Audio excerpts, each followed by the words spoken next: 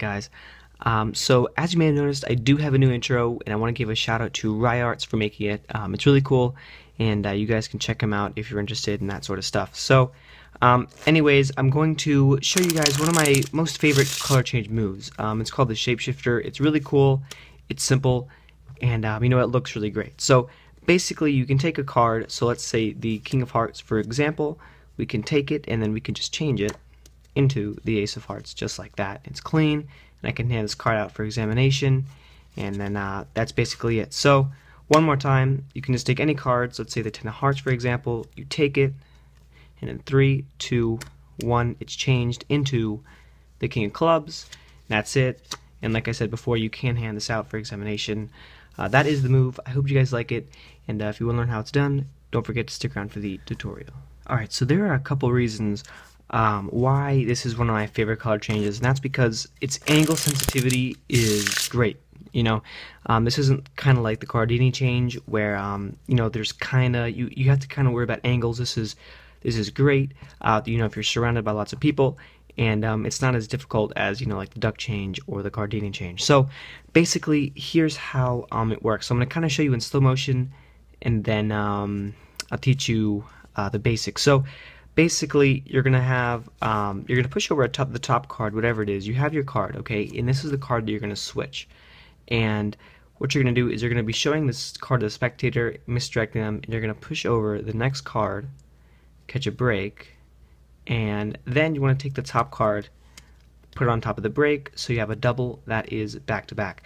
And guys, right now I'm not getting into the real deep down. I'm just going to show you the slow motion of how it actually works first. So basically, you're holding the card in this position, and what happens is when the card changes, it's going to be sliding off this ring finger, and what's happening is you're snapping the card. As you can see, it just snaps right off that ring finger, and it twirls around, okay, and then it lands back in this position very quickly, within like a second, okay.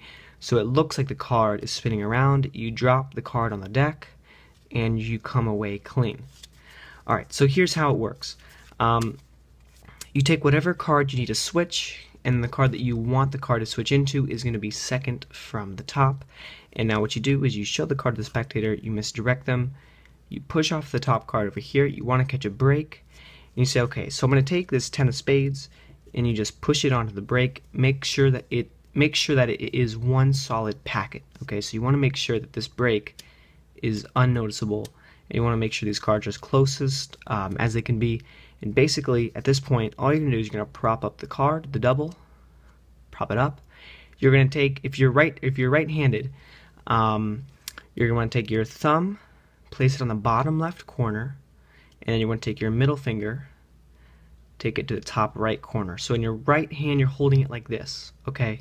And for lefties, just kind of reverse it, but basically you have your thumb at the bottom left and your middle at the top right. Then you're going to hold the rest of the deck in your left hand and put your thumb at the top left corner and then your ring at the bottom right.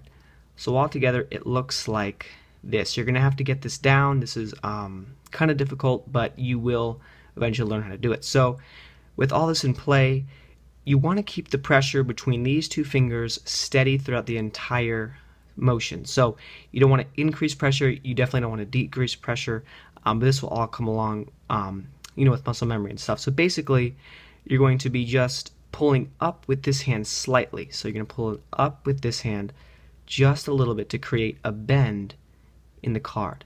And now while you're bending this card, you're going to have to find enough pressure to just slide it off this ring finger, and you're going to push down with your thumb. These fingers are kind of squeezing inward.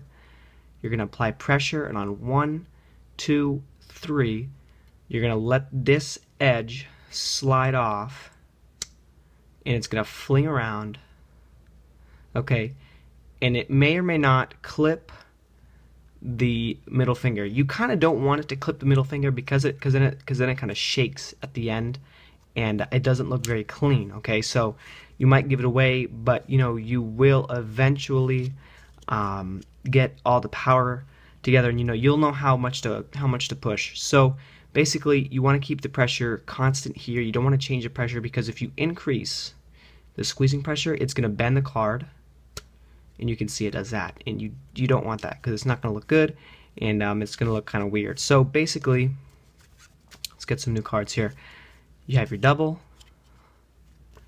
You're pulling up just a little bit with your right hand, and the main force of like the main force that's applying on the card, it's coming from your thumb and your ring finger of your left hand, and then you just snap it. Okay, you just snap, and then you drop the card just like that. It will take a while. Okay, don't give up on the trick or the sleight itself, because it took me a little bit to learn it. But you know, don't be discouraged.